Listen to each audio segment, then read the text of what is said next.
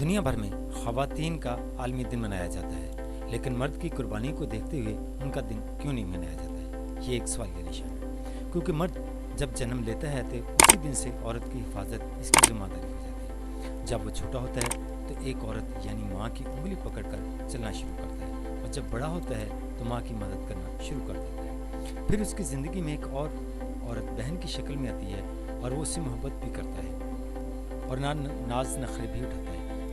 جب اسکول میں کچھ کھانے لگتا ہے تو بچا کر اپنی بہن کے لیے بھی لے آتا ہے اور خود بھوکا رہتا ہے۔ اس کی زندگی ماں اور بہن کی محبت میں گزرتی ہے۔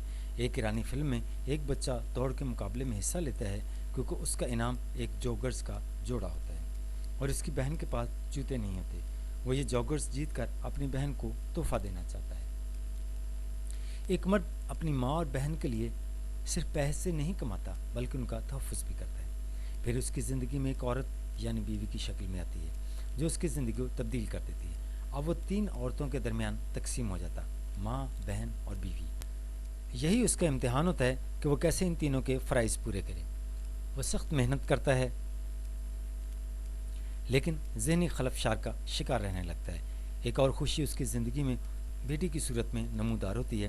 جب وہ رات کو تھکا ہارا آتا ہے تو بیٹی جب اس کے سینے سے چمٹ جاتی ہے تو ساری تھکاوٹ دور ہو جاتی ہے۔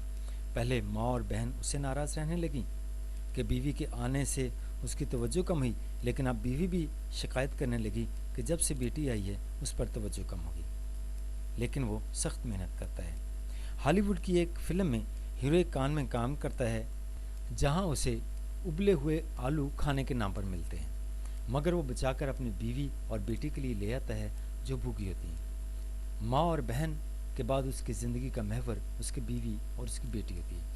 ان کی ضروریات پوری کرنا اور ان کا تحفظ کرنا اس کے اولین فرائض ہوتے ہیں، اور بیٹی کی شادی اور خوشی کے لیے ہر قربانی دیتا ہے، یہاں تک کہ قرض بھی اٹھاتا ہے تاکہ بیٹی خوش رہے۔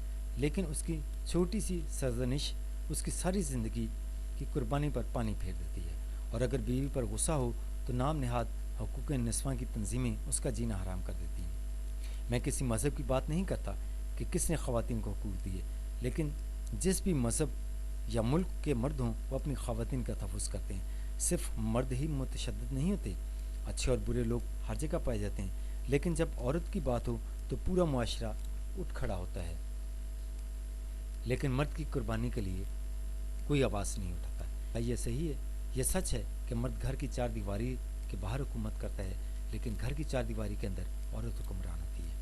اب یہ آپ پر منحصر ہے کہ فیصلہ کریں کہ کیا صرف مرد ہی ظالم ہے۔